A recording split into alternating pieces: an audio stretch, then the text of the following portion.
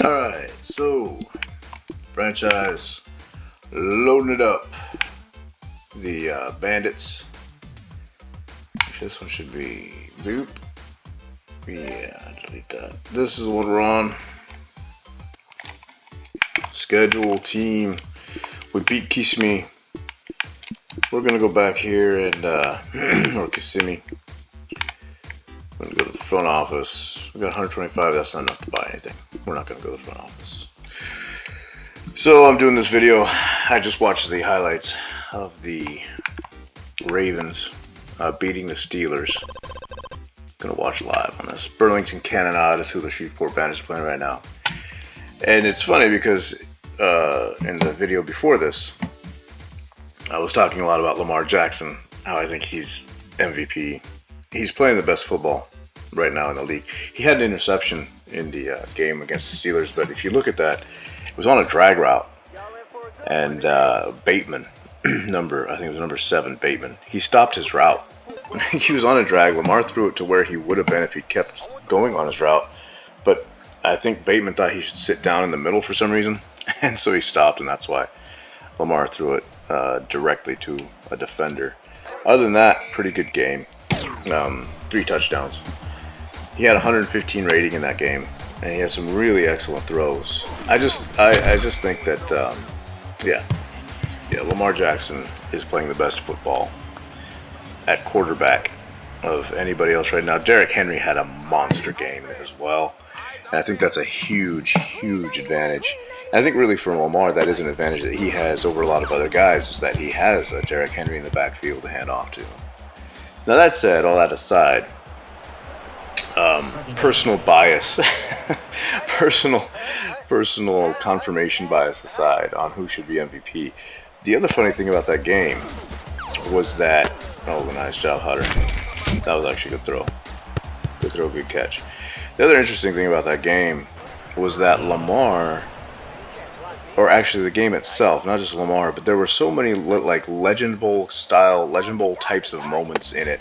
The back-to-back interceptions where I think Lamar threw one, and then right after that, on the very next drive, and I don't even know if it was on the first play of the drive or the second play, but Russell Wilson threw a pick, and then it was taken back by Marlon Humphrey all the way to the end zone. Touchdown for the Ravens. It was just kind of funny, those back. Sometimes you see that in Legend Bowl where they'll be back-to-back picks. Turnovers happen in bunches, and Legend Bowl does replicate that pretty well. The other interesting thing, some of the stuff that Lamar, the pass to Mark Andrews in the back of the end zone, Lamar actually looked the safety off. The safety ran out of the middle of the field because he thought Lamar was going to the left, and then Lamar suddenly looked back and hit Andrews. He just did a good job of faking the safety out. And you can see that sometimes in this game as well. Breslin, he's running free. So that was pretty interesting. That was actually fun to see. It was a fun game to watch, because Russell Wilson didn't even play badly. Russell Wilson could easily be the Pittsburgh Steelers QB of the next few years. He's playing at a very high level.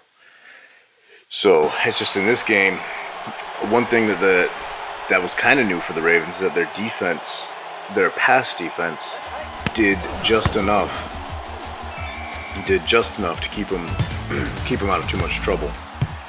Even when Lamar threw that pick, then the pass there, it was their secondary with Marlon Humphreys who came back, made the play to get them to actually extend the lead rather than get tied up.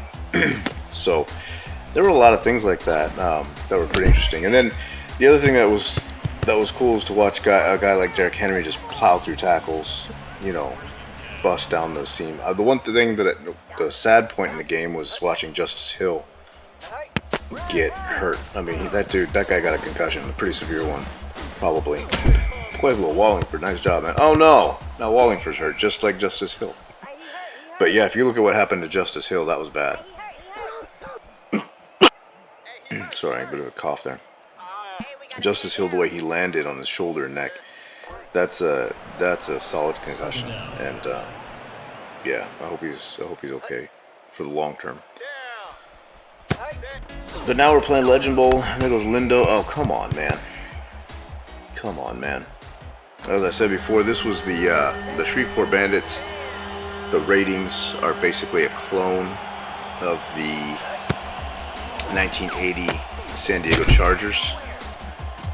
So that's kind of fun. So Lindo is kind of a ratings clone of, say, Dan Fouts. By the way, Dan Fouts, man, interesting career, because if you look at what he did in the course of his career, his stats would get a lot of guys benched today. Same with Troy Aikman too, but yeah, Dan Fouts had some really rough years with the Chargers, mostly because he was just getting sacked so much. They were not protecting him well up front. He was just getting hammered. I'm sure that guy, all those guys back then, they played with concussions on the regular. So that's kind of neat right there. It looked like a middle screen. I don't know how that worked out, but that was good. That was a fun one. So yeah, Dan Fouts had some really rough years, but he also had some really great years. So he was just a remarkable, in the end, remarkable QB. Quite accurate when he had time, and any kind of time in the pocket. He just rarely had that kind of time in the pocket when he was in those tough years. What do we got here? Oh, we got a shot down. Yes. Oh, nailed Wallingford in stride. That's a touchdown. What? Are you kidding me? Look at that pass. That was beautiful. Just a slide to the left. Oh, and they had number 94. Let me just a second. Let me check this replay out. Who? So it ended up being this guy, an outside linebacker, and he just isn't fast enough. He's just not fast enough to keep up with Wallingford. Wallingford was gone. That was nice. That was nice. Nice play. And so now we're all tied up here. 4 minutes left in the first quarter, and the Burlington Cannonade and the Shreveport Bandits tied up after a beautiful, what was that, 60-yard pass?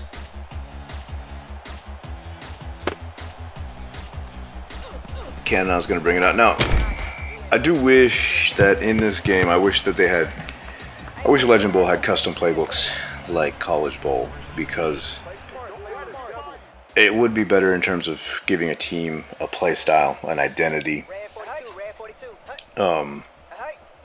But at the same time, you know, it wasn't initially included. We tried to get a pass off and couldn't. Go on. Let's see. I don't even know who the Cannonade were originally rated after, come to think of it. It might have been the Cardinals. Might have been the Cardinals. I'm not sure. Interesting question. I don't know. Maybe maybe Cincinnati, or maybe Cincinnati. I bet it was Cincinnati, because I think that left tackle is a ratings clone of Anthony Munoz. I bet that's what's going on here. Could be Cincinnati ratings clone. Like the 81 Bengals, something like that. With who was the QB they had back there? Ken Anderson. I think it was Ken Anderson was their QB at the time. I think they went to the conference championship or something like that year. Really good team. Really good team. Second down.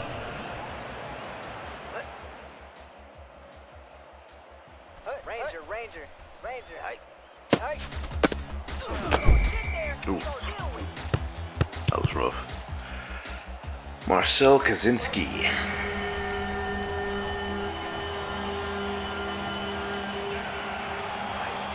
That's one thing, the Bengals of that era, they didn't have a great defense. I don't think I have anybody on here that's got them rated overall at a super high level. Because I don't think they had any like all-stars. The way I rated guys was, when I was doing NFL stuff, was if a guy had a Pro Bowl in his career, If he was at any time a Pro Bowl player, that's an 80. He would be an 80 overall. And so, you know, I kind of gauged his speed relative to other players and strength and stuff but made sure that his skill and stuff, all those combined, gave him an 80 overall rating. And then from there, if he had like let's say he had 4 Pro Bowls, that would be an 81, 82, 83, 84. If he was All Pro, that counted as like two more overall points. Hall of Fame was an automatic 90. So I rated, that's kind of how I did that.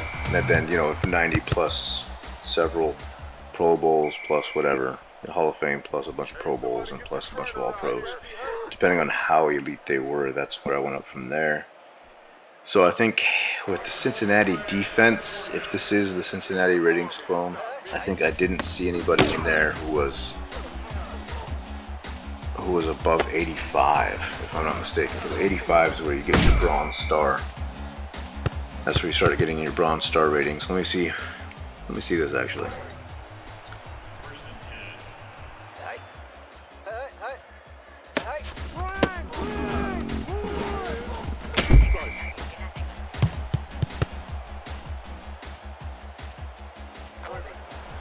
Yeah, they were the AFC champion in 81.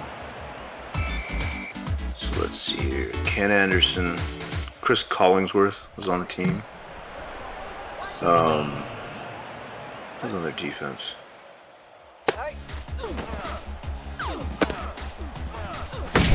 Let me look at this.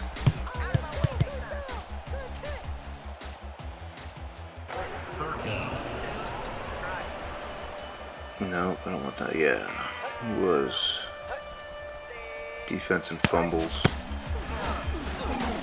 Breeden, Browner, Montoya, right guard. St. Clair.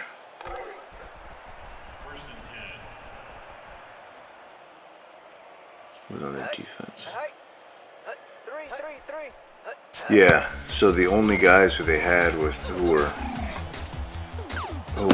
Pro Bowl and All Pro that year were Anthony Munoz, and they were on offense. Ken Anderson, Pete Johnson, Chris Collingsworth, and Anthony Munoz. They didn't have any in the back side, on the defensive side. In fact, their defense was rather, I don't know. I never like talk. I'm trying to choose my words carefully. I don't like talking bad about any of these guys because they do a job I can't do. But their defense was, I will call it, kind of average, kind of middle of the road in terms of accolades and in terms of awards. Not noticeable, unremarkable. That's what I will call their defense. I will call the Bengals 81 defense unremarkable because they did not have a lot of awards or a lot of anything. So, very interesting team in terms of they won the 81 AFC championship, lost the Super Bowl, I believe. Yeah, they lost the Super Bowl, but then they had just a defense that wasn't really spectacular, wasn't really special. So they were really a very offensive, slanted football team in that sense. But I mean, Anthony Munoz, one of the most incredible. Oh, Breslin, he got loose. There he goes, touchdown. He did not get in. He did not get in. That's crazy. Yeah, so they lost to the Super Bowls. They lost to the 49ers in the Super Bowl. That's 2 losses that the Bengals had to the 49ers in the Super Bowl. I saw the second one live when Joe Montana hit John Taylor in the end zone to win that game. So the Bengals had 2 Super Bowls where they lost to the 49ers. That's got to be fun for them. But here they just went up on us, 14-7. Well, 13-7 for now. Nice little run. Ooh.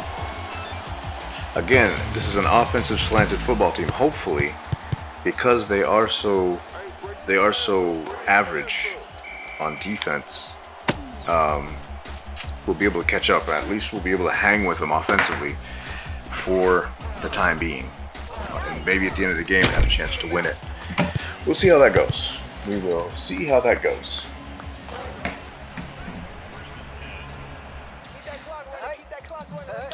But yeah, I do, and watching football, I don't watch a lot of live football these days. I watch a lot of highlights maybe. But even when you see something like Justice Hill, the way that he hit that ground, I don't know. I like watching. I prefer to watch video game guys get fake hurt than watch real guys get hurt. But this game has, the more I watch this game compared to quote-unquote real football, the more impressed I am at how fun it is, how engaging it is, and how, I won't say realistic, but how varied and how interesting the play outcomes can be. And this has been something that I've loved from the beginning. I just think it's actually something that holds up over time and even becomes more noticeable. Sometimes it thinks, oh, that's cheesy. And you can be seeing something, you're like, a QB throws an interception and then another QB throws an interception a short time later. You're like, man, that's kind of cheesy. But it happens surprisingly often in real football, in real life games. And an example of that was the Ravens-Pittsburgh game. It's just a strange thing, and I don't know what the science is behind that, why that happens, but it does seem like there's a pretty decent chance, not a high chance, I wouldn't say, but a reasonable chance, a reasonable probability that you're going to see turnovers happen relatively close to each other in time spans in a game. I don't know why, but it's interesting that happens. And then in this game, of course, you got some weird stuff that happens, but I think that's what makes football is the weird stuff. There's so much careful thought and planning that goes into football. Every game, these guys work on this 12 hours, 13, 14 hours a day for the entire season. And they're just out there all the time, working and working. Every now and then they'll get some days off because the coach is pleased with what they've done, knows they need rest. But in general, when they're at it, if they're not on the practice field, they are working out. And they are doing film study, and they are just doing everything they can to make themselves better during the season. And it is a 13-hour-a-day thing, and then they go to sleep for as long as they can because sleep is so important to their recovery and rest. And that's part of their routine. Really almost sleep is part of their job. Because if you're trying to create the best athlete that you can create, sleep is extremely important. And it's funny to me, I see some athletes like, who was it? Sean McCoy was talking about when he was playing with Chip Kelly and upset that Chip Kelly was it was always telling him to sleep more. Because they monitored these guys on their sleep. They really did. And I think a lot of teams actually do that now because sleep is so key to an athlete's recovery, to not just preventing injury necessarily, because injuries are going to happen, but if you're injured or if you've gone through a game and you've got some bruises, you've got some dings here and there, sleep is really what's going to help you recover from that. You have to do the work during the day to rehabilitate, and then at night, your body does the work for you in fixing what's wrong. Sleep is just so important, especially in football. But at the same time, life is important too, and these guys want to live their lives. So there's a balance there, and I think that's pretty fascinating. And that's where morale and chemistry and all that stuff comes in. And Legend Bowl, I think Legend Bowl does a better job of that than maybe any other game. I haven't played Madden enough to really gauge it against that because I'm tired of Madden. Madden won't run on my computer anyway, so I don't care. And I don't care to get a console to play Madden because I just don't think it's really not worth it. If I can have Legend Bowl on Steam, then buying a PS5 to play Madden makes no sense to me whatsoever. I can pay 40 bucks for this and play it for years, or I can pay 400 bucks for a console plus 70, 80 for Madden. I don't know what it is now, and then play that for 1 year until they come out with the next one, and it's just a roster update. So I don't care about that. Legend Bowl really is. I would put the game logic right up there with Madden. I think there are still some bugs in Legend Bowl here and there, and they're weird. I don't know exactly how to trigger them. I've tried to trigger and re-trigger bugs, and I can't quite get a consistent. I can't do it consistently for some of them. So they are somewhat elusive. They rarely pop up. Like, you have to really get into the game and be doing some file transfers and stuff to make them happen. So I think a lot of people will never even notice some of the bugs that I see. Ooh, nice run, Cole. Cole got down 45. Nice job. Oh, we got a 10-yard running play off that. Well done. Good blocking. Look at that. Yeah, that's fun. I mean, football's an interesting game just in terms of how it works. What's supposed to happen. But what is supposed to happen is not always what does happen. And that's something that this game replicates as well. Ooh, Wallingford, nice job. Broke a tackle. He's averaging 3 yards per carry. You know, we do have kind of a run game. Man, Derrick Henry. That just triggered in my mind a memory of, like, the runs I saw Derrick Henry doing against Pittsburgh. Those are crazy. Derrick Henry is a madman. Derrick Henry is just absolutely out of his head. He had a defensive lineman actually, like, full up, standing up in front of him, right with his arms wrapped around him. He pushed the guy off and just ran for another 12 yards. Just stuff like that is crazy. It is crazy. The things these guys can do, it's remarkable. And it's always funny to me to see guys in the stands booing and screaming, "Get that bum out of there." When next time I see somebody stand up and scream, "Get that bum out of there," I want to put that guy on the field. You know what? Fine, he's out. You're in. Go suit up, honcho. It's just crazy, man. The speed, the quickness, the reaction that these guys have, it's really something.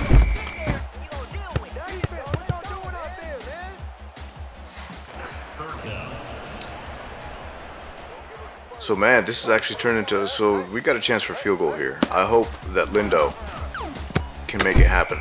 Okay, you know, he took the higher percentage pass. He had guys blitzing on him.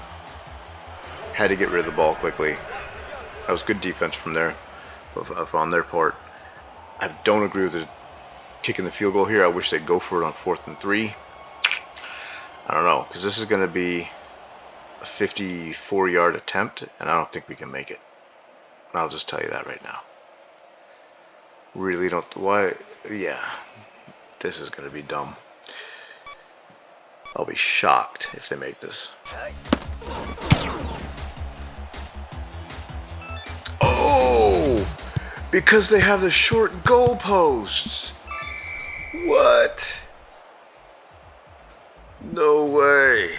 So we got a 45-yard field goal. That's amazing. That's amazing. That's one thing about this mod. This pro mod is that some of the fields were done sort of like a low money, a low budget kind of team, and so they couldn't afford to put in the new type of goalposts, and so they still have the old ones that are at the front of the end zone instead of the back. So it's a different kind of feel, and it kind of adds some strategy in terms of, oh, in this stadium I can kick field goals more often because they're closer. Nice run by Peralt, but it's kind of an interesting little quirk about this mod. I think it makes it fun. I don't know. Some people are probably like, that's not authentic. I don't care. I'm not worried about that. Wallingford gets, man, 64 was waiting on that one.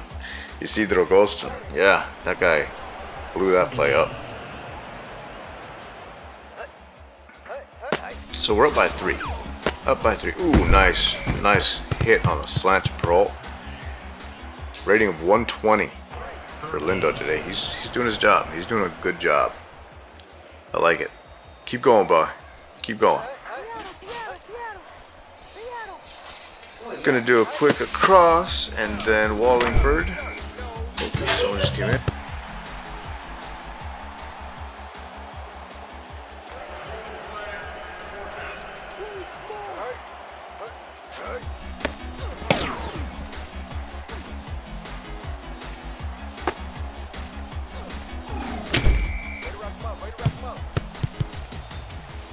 Daryl Hutter, nice little return there. Sorry, someone came in the door, so I had to mute for a second. But you didn't miss much. Center gets the ball and nice little run there. One thing that I can say too, in watching some of that game, I think some people kind of have something against Tom Brady and his commentary. I like it. I think Tom Brady does a good job at being excited about plays. Like when Russell Wilson was running with the ball, got right down to the goal line and got absolutely blasted. I mean, that looked like it hurt. He took a huge hit and fumbled the ball. You could hear Brady going, "Oh!" Brady felt that. After playing 22 years in the league or whatever, Brady knew exactly what that hit felt like, and he was right there with Wilson, knowing exactly how that would hurt when he got hit. That was real. Like, I think that's something that Brady adds in his commentary, is just that feeling of knowing exactly what it feels like to be on the field and have things like that happen. So that's a good thing about his commentary. I hope you people turned on Tony Romo. It's so funny if you go back to when Tony Romo first got into the league, first got into the broadcasting business and in the booth. People at first were like if you go back and see the social media stuff, they would just talk all the time about how great Tony Romo was, how he was predicting plays before they happened, all this stuff, just talking about everything that he knew. It was so impressive and people liked him, and then all of a sudden, like by year 3 of him being in the booth, they were like tired of it. They were just like, this guy talks too much. Yeah, he's tired of his shtick. He's got a whiny voice, all this weird stuff. And it's like, what happened? What happened between the last 2 years and this year, this third year? It doesn't make any sense. So I think it's just part of the football fandom. And really, I mean, social media exacerbates it, but I for one, don't care what people think when it comes to that stuff. I don't understand why they think that way. It's silly. Tony Romo does a great job, I think. Tom Brady, I think, is actually doing a pretty good job so far. I don't see him being extremely biased, and I think he adds a lot with his understanding of the game, and I think Tony Romo does too. Tony Romo can look at a set and understand, oh, these guys do this and this and this on first and second down. I bet this is going to be a run play. I bet this is going to be a pass play, etc. That's cool. I mean, that's stuff that if you pay attention to that, you'll learn a lot about football. But I think fans don't want to learn. I think they're like, just tell me we're winning, or tell me why we're losing. And then when you tell them why their team is losing, they just get upset. So I don't think there's a real good way to win in that situation. Hated the blocking there. Hated it. Second down. But Burlington, gotta watch it. I think you just run to the left side. If you're Burlington, you want to run to that left side, to that gold star guy who's knocking people down. I think that's what you want to do, because he's your best player. He's literally the best player out there. So,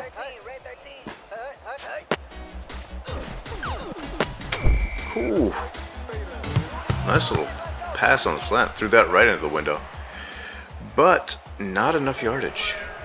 So they're gonna have to go for the field goal. But hey, it's a shorter field goal than I thought. This is only a 37-yarder, so. And they got it. They got it, no problem. It's good.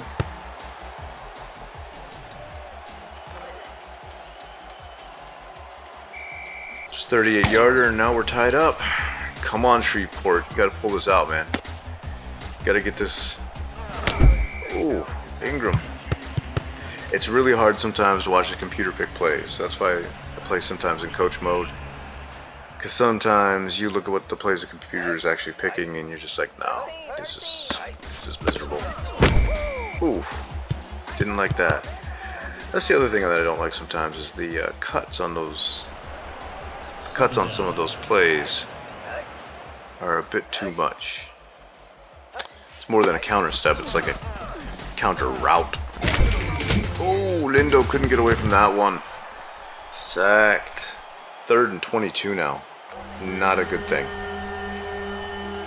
Yeah, this isn't going. There's a very low probability of conversion on this one, that's for sure. Yeah, he's just gonna toss it out the wall. See if he can get around the edge. Okay.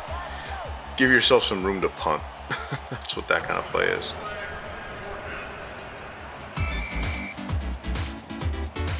Tied at the end of the 3rd. Going to the 4th, all tied up. Burlington and Shreveport.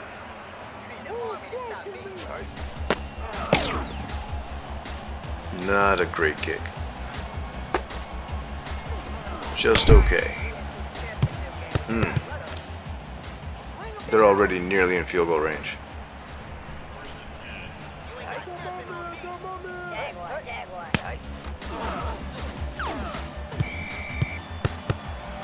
Good. Good.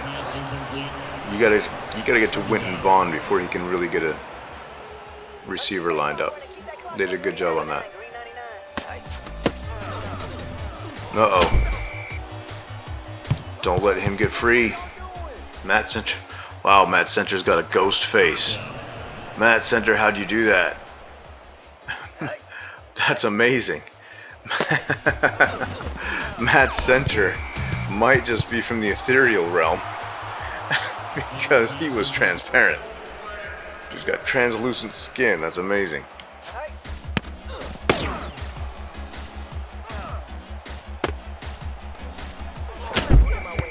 Oof. Tavai Ingram, huh? All right. Watch the pass. Watch the pass. Hut.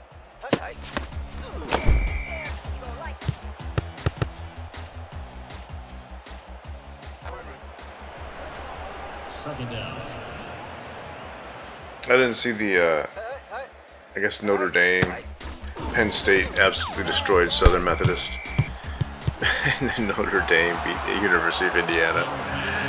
Oh, the college playoffs. You know, playoffs are a great thing. I'm glad colleges implemented them.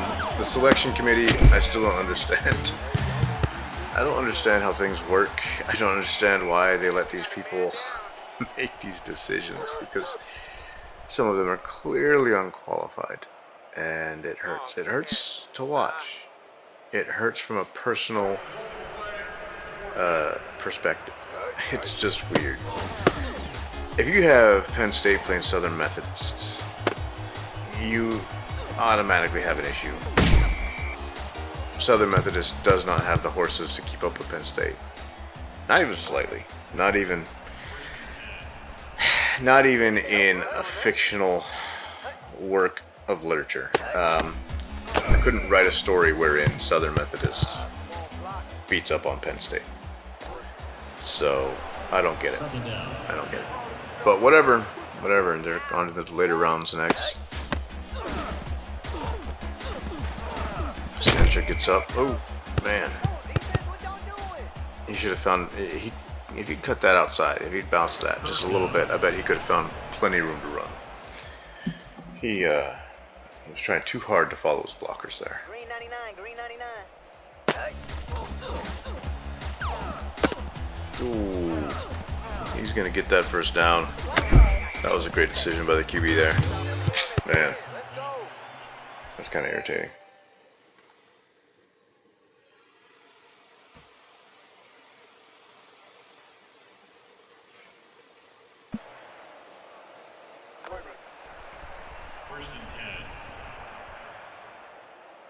Lamar Jackson really is still, he should get the MVP.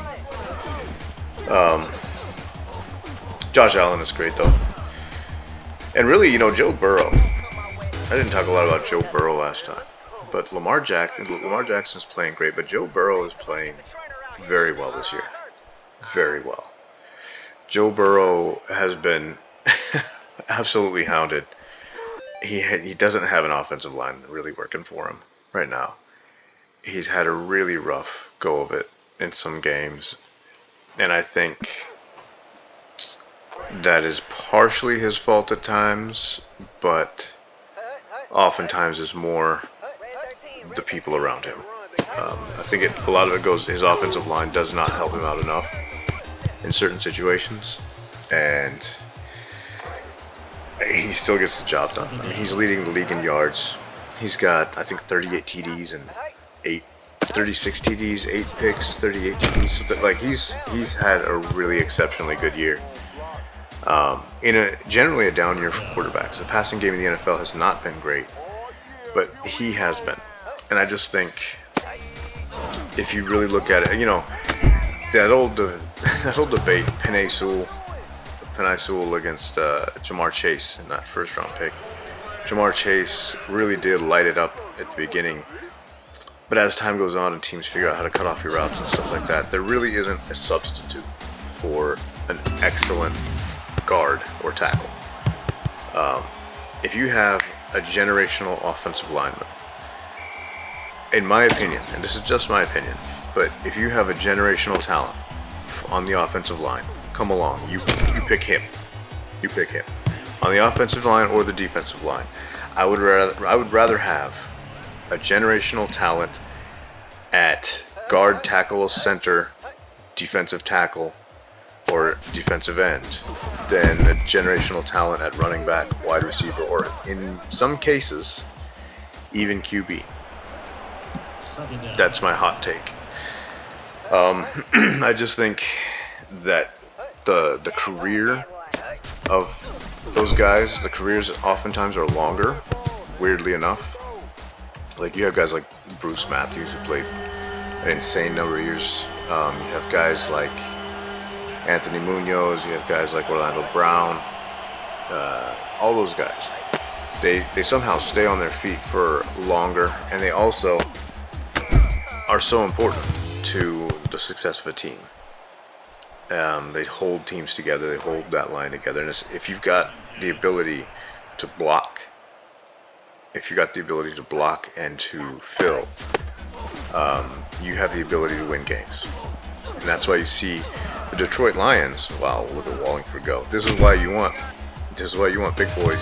This is why you want generational talent at the offensive line. The more talented your offensive line is, the better off your team's going to be.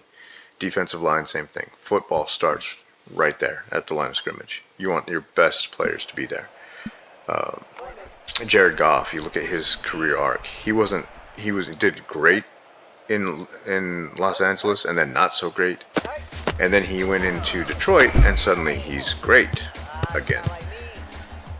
The reason for that is because they've built an offensive line. Dan Campbell recognizes the importance of that position, not just the individuals, but also the group, and they really have built an exceptional group of offensive linemen. Not just in terms of the individuals, but the group is bigger than the sum of its parts.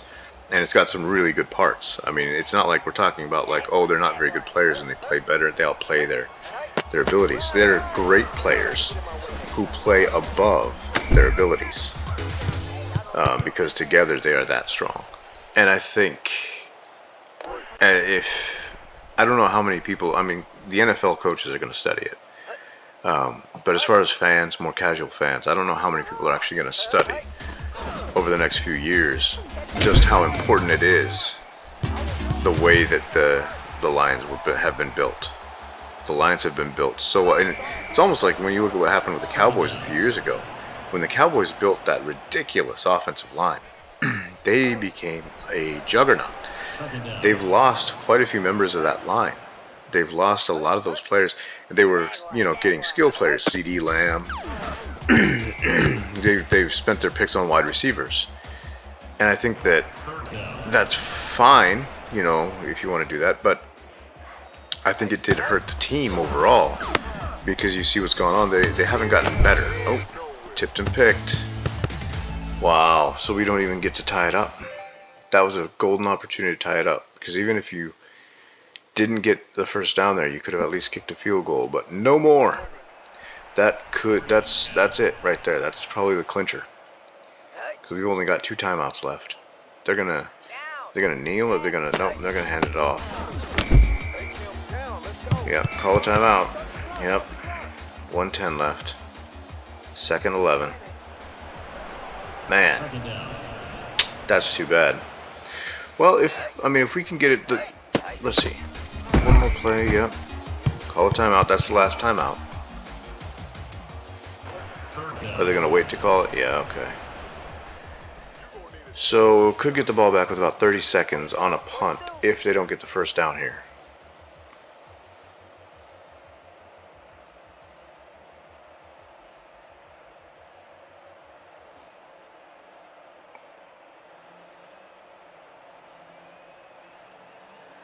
They're going to let go all the way down. Hopefully,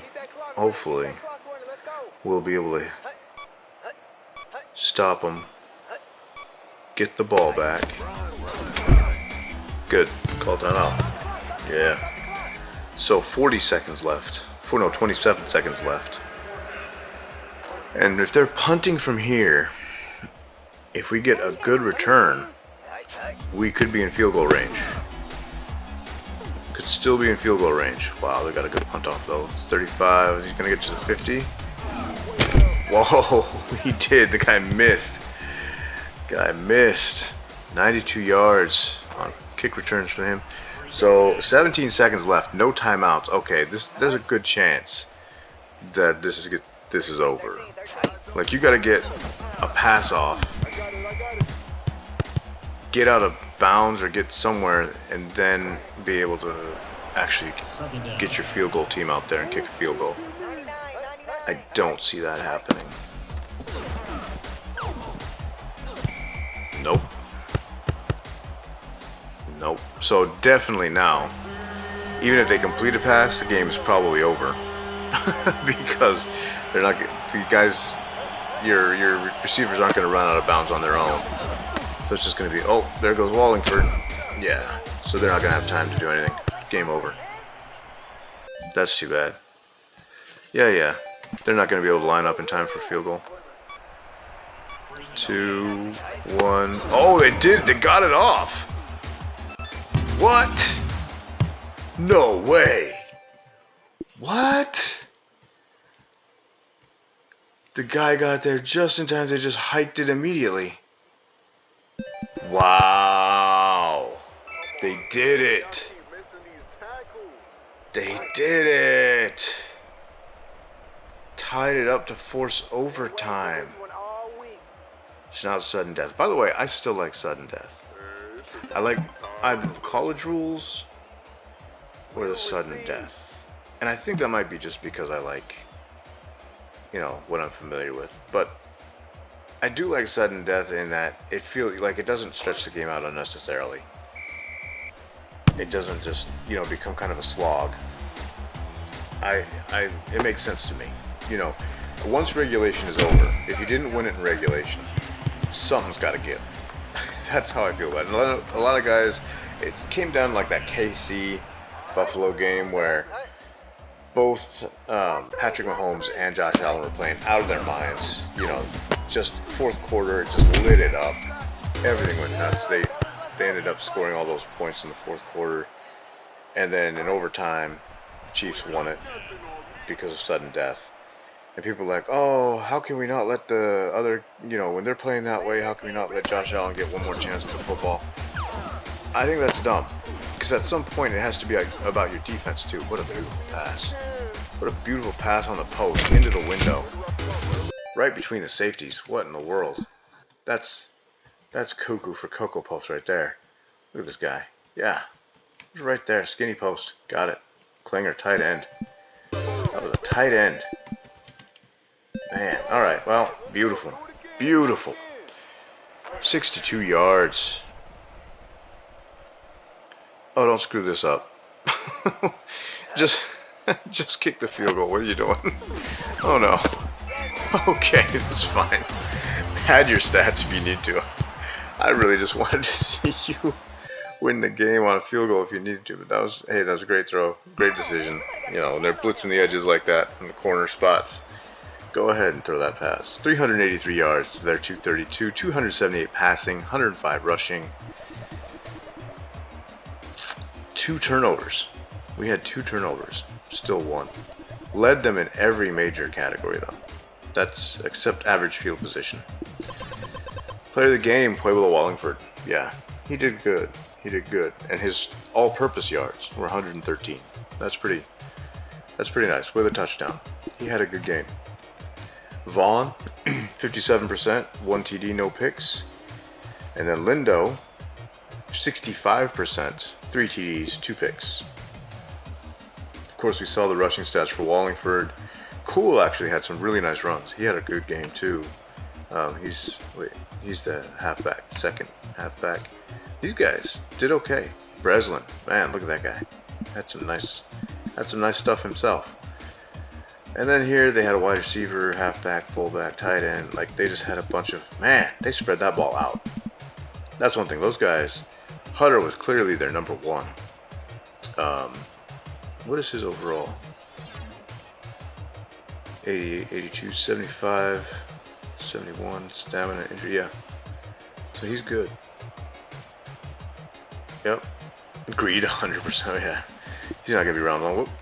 So let's take a look at, over on my side, 3 went to Kitts, the halfback. Powell also had 3. Wallingford had 3. Klinger had 2. Lowe had 2. And then we had all this stuff down here. So spread the ball around pretty well here too. Hitting the halfbacks in the flat, hitting the wide receiver. Obviously, he had the long one there. 41 for Wallingford was his longest, and 62 for Klinger. Obviously, on that big pass there at the end. I like those stats. I like how that went. 1 sack for them, 3 sacks. 1 sack for us, 3 sacks for them. The interceptions, we got the Titcomb, the linebackers. Linebackers picked the ball up. Great game. We're going to quit that game. Now we've got some stuff going on there for money. Let's go to the league schedule, finish this week out, take a look at the stats, simulate the week. Now let's go down to stats, league leaders. And so we're going to do this by yards because sometimes just going by completions and attempts doesn't tell the whole story. So Street right now is at 62%, but he's got 6 TDs, 2 picks. Lazama, who's got the highest percentage? Lawrence has the highest percentage. He's got 6 TDs, no picks, rating of 124. Highest rating is Leach. Oh, okay, well that makes sense. Okay, so he's played. 67%, 6 TDs, 1 pick. Down here, Sykes, 4 TDs, no picks. And he's at 67.3%, 73%. We already saw that with Lawrence, Lazama, Keska. Where's our guy Lindo? So Lindo right now, 68%, 4 TDs, 2 picks, and 367 yards. Yards per attempt, okay, Sykes and Kaluka. Okay. Very good. Kaluka is, I believe, a strength 91. I think that might be an Aikman. I think that's the Aikman clone. Yeah, Benny Holland, Lazama, Cephas. For the league leaders in rushing, it's Palmer. Sterling Palmer, averaging 7 yards per attempt, 3 touchdowns. Man, Zeke Boatswain, he's a Barry Sanders ratings clone. Yeah, he's a Barry Sanders clone. Agility of 99, and he's got 6 yards per attempt, 1 TD. Strasburg, Jim Brown clone, 6 yards per attempt, long of 21. But Palmer, Sterling Palmer, doing great. Doing great. I think that's the Hoboken Bullies. Is he the speed 89, break tackle 97, agility strength 74? Oh, you know what? That might be the just a second. That might actually be, where's the news, power rankings, Hoboken. I think Hoboken is actually the Buffalo Bills of 1990. I think that's their ratings clone. Yep, I think so. Let me go back. Oh, let's go cancel that. Stats. The leaders. So, receivers, Freeman Osgood, 20 receptions so far. That's not bad since we're only 2 games in. 2 TDs. Haben. Now, Theodore Haben, he's the Jerry Rice ratings clone. Yeah, he's the best offensive player in the game. The best defensive player in the game is on the Deerville Heroes, and it's a Ed Reed ratings clone. And Selmo Donahue, yeah, these guys are having good. Actually, for 2 games in, these guys are having really good seasons so far. I hope it keeps up like that. I want to see some really good yardage by the end of the season. 240, 239, yeah, that's fine. Sacks, wow. Porter Bears, look at him. 5 sacks already. Interceptions, we got 2 from Clyde, Elkin, Beauchamp. Okay. Got some field goal action there. So far, things are going well. And if we look in the news, what is it? Power rankings?